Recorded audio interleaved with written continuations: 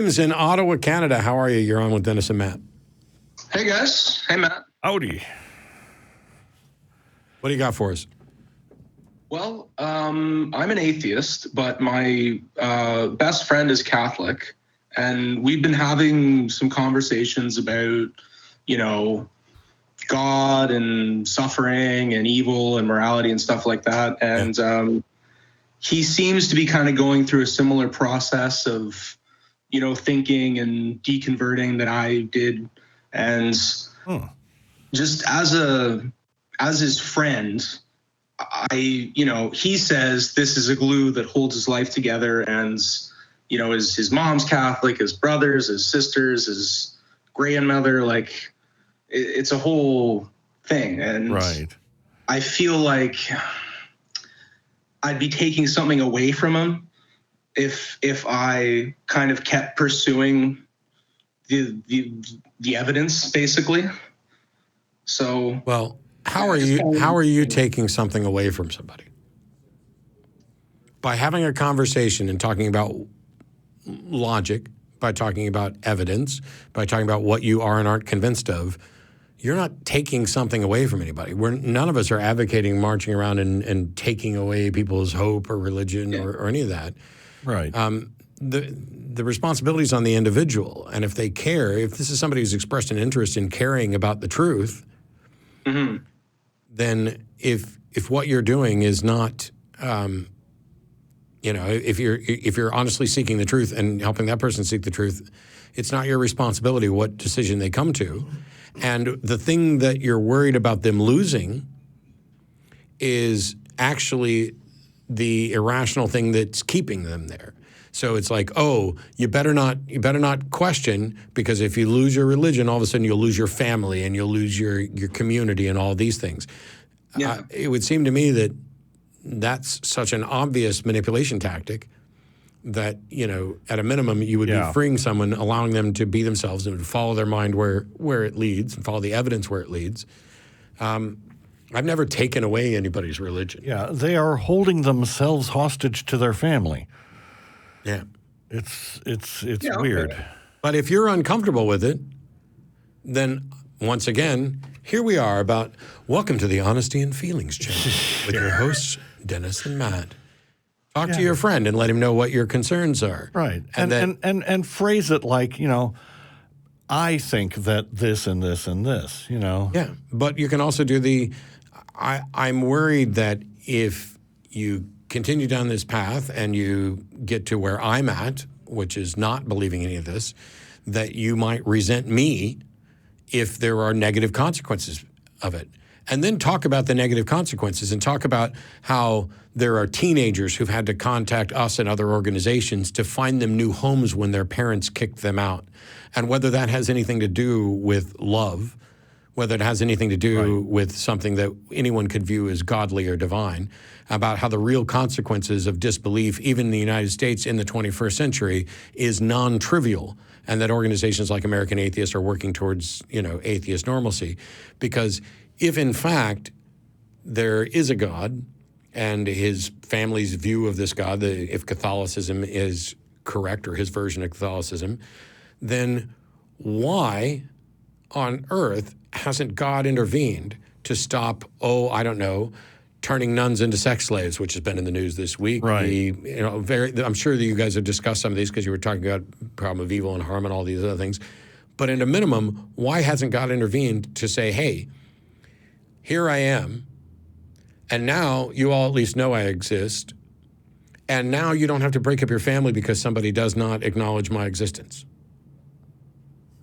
Well, I actually mentioned that to him today. I said, if what you're saying to me is true, if what you claim about Jesus and salvation and stuff is true, and God has revealed himself to you and your friends and your family, why can't he reveal himself to me, or why doesn't he? And he literally said that they all knew something I didn't. They had some secret ability or knowledge of God that is just, I am bereft. Yeah. But if that was given to them by God, why won't God give it to you and me? I know. He just seems to think that that's my fault, not God's fault, that I'm not, Weird. really trying or something. Yeah. It's kind of like I ask, it's like Christians believe they have a superpower that allows them to not only detect supernatural beings, but positively identify them, which is really weird. Especially when they also believe a supernatural father of lies character with unknown powers of persuasion. How can you be sure of anything in that sort of scenario? I don't know. So I understand your concern. And that is, if I'm the one that helps my friend give up their religion, am I not responsible for the potential consequences of that? The fallout. Yeah, And no, you're not. In the same... We're all Catholic, and if I'm the reason why he stops being Catholic, like... You're not. You're not the reason. The evidence is the reason. The argument is the reason. The absence of a God to actually fix this stuff is the reason. It's the same thing as why truth is a defense against libel. Right. You know? It's why whistleblowers aren't the cause of the problem. Yeah. Yeah, if I'm libeling you, but I can prove that what I'm saying is true, then it's not libel. Yeah. Yeah. It's just a fact. Yeah. Like if I say Trump has an incredibly low IQ, now he has to go take an IQ test and show that that's the case. I'm sure a jury of 12 would definitely, that was a bad example because everybody knows I don't give a rat's ass about IQ scores anyway. But anyway, I'll stick with my recommendation, James, and that is have a conversation with your friend about their concerns, and if they decide to continue pursuing the conversations with you, and then you don't have to worry about it. And if they say, you know what, I think I might wind up presenting you if that were to happen, then maybe you guys talk about something else. Yeah, fair enough. Yeah. Fair enough. Yeah, it's like, we have conversations with people who call in, but I don't make outgoing calls, and I'm not here to fix people. I'm here to tell you what I think or what I don't think and why. I think that he just frames it as either you're a Christian or you're a moral nihilist, and there's no in between. So he says if there's no God to him, then there's no morality. There's one other option that I just remembered. God. You can have your friend call the show. Yeah. And I will bear the burden that you're not ready to bear. Because when we have these conversations, I sometimes say to him, if these were recorded and you could just listen to yourself over and over, you'd see the problem. It's because these conversations are so ephemeral and slightly heated that nothing really sinks in. Yeah. Well, I think ask him if he would ask him if he would rather be a horrible, horrible human being if not for the strictures of his religion. Yeah, if he finds out that he's wrong about a God, is he going to run around and rape and murder and pillage? Yeah. If so, he should keep his ass in church. Yeah, is that the kind of person he really is? Ask him that. Knowing him, I think he would just say yes. I think that he really thinks that without, Dostoevsky's whole thing, without God, everything's permitted. He really thinks that.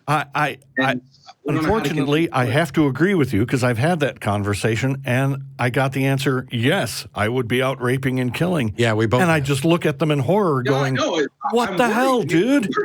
Yeah, I genuinely don't believe them. I think that is one of those areas of hyperbole where, as a defense mechanism, they're just going to say yes because they know they're not going to have to face the consequences. Rather than lose any part of the argument, they're willing to paint themselves as a villain. It's weird.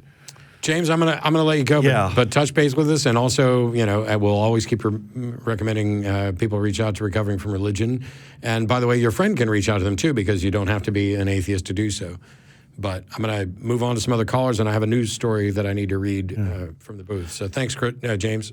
Yeah, thank you. Very much, guys. Cheers. Matt, were you with me during that call? Oh. The one we just did? No. When someone told me that they would be out raping and killing. I might have been, but it's happened more than once. Yeah, okay. So, because it's so outrageous, I was wondering, yes, I've had this conversation. I'm wondering if it's a, created memory. Yeah. I wasn't certain. So there were some people with questions, and this probably comes from the Discord, because I mentioned keeping nuns as sex slaves. And so this from BBC News from 6th of February 2019. So it was a year ago that this was reported, and it just popped back up in the 1 year thing, where the Pope admits clerical abuse of nuns, including sexual slavery. And so Pope Francis has admitted that clerics have sexually abused nuns, and in one case they were kept as sex slaves. You can go Google more about that stuff and other things. And by the way, it's not just the Catholic Church, and it's not just the religious. There's immorality and depravity everywhere. It's just that there was I saw another news story, and I think it's recent, but it could have been a repost, of a man who he was speaking with an undercover cop and didn't know it. Right. And was trying to arrange to get the undercover cop's 2-year-old son for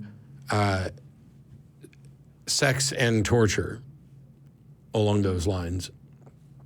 And turns out the guy the guy talking to was a priest. And at sentencing, the judge said that I think he got like a 2-year sentence, and that the judge actually said he would have given him a harder sentence, except that he's a priest. And my immediate reaction was, burn it to the ground. Yeah. It's bad enough. So the fact that you can get a lighter sentence from your priest and have the judge acknowledge it and say, I would have given you a rougher sentence, but you're a priest. So you hold them to a lesser standard? If anything, you should hold them to a higher standard, because what we know is that in the same way the judge has some bullshit respect for priests, people in the general population do as well. Yeah. And so now they're more likely to leave their young child with a priest because he's a man of God and we should trust him and he's supposed to be doing the good things. If anything, they have established a scenario, and this is not all of them. I'm sure there are plenty of priests who are really good and devout and convinced that they're doing the right thing. But they've set up a system by which they have falsely propped themselves up as moral representatives, as safe representatives. Give us your children. We are here to teach them, etc. It is the reason, and then the church does the kind of shell game with them, which is, we're going to move you to here, we're going to move you to here, we're going to move you to here, we're going to move you to here. We've seen this over and over and over and over again. But for a judge to say, I would have given you a harsher sentence, but you're a priest, that judge needs to be removed from the bench permanently. That is absolutely one of the most vile. It's bad enough that there was a person who was trying to assault a 2-year-old.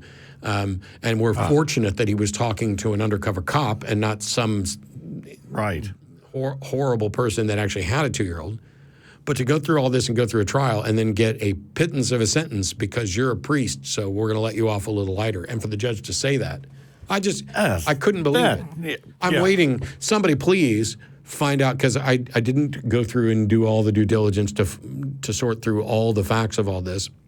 So somebody please send me a note that says, no, Snopes dug into this and this is bullshit, because it was. I don't want to believe it's true. It's like one of those things where I read it and then I can't look at it anymore. It's so bad. Well, reading all the stuff about the Catholic Church, I keep asking, why are there still Catholics? And I guess that story is a reason that they've got them suckered into thinking that these people are the arbiters of right and wrong. That they would have been presume to lecture us on good and evil.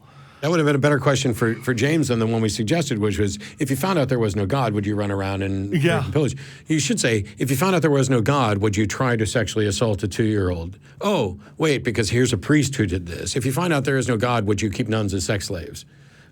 Because here's the Catholic Church doing this. So all these things that you think you would do without God, your religious leaders are doing with that God belief. So what exactly have you lost by actually following your conscience and the evidence and saying, you know what, I think I can do better. I think I can be a better person than the church that I have tied my pocketbook and my brain to. Yeah, so we've got these horribly evil priests, but, bad stuff happens because there's not enough religion in school. Yeah. Yeah.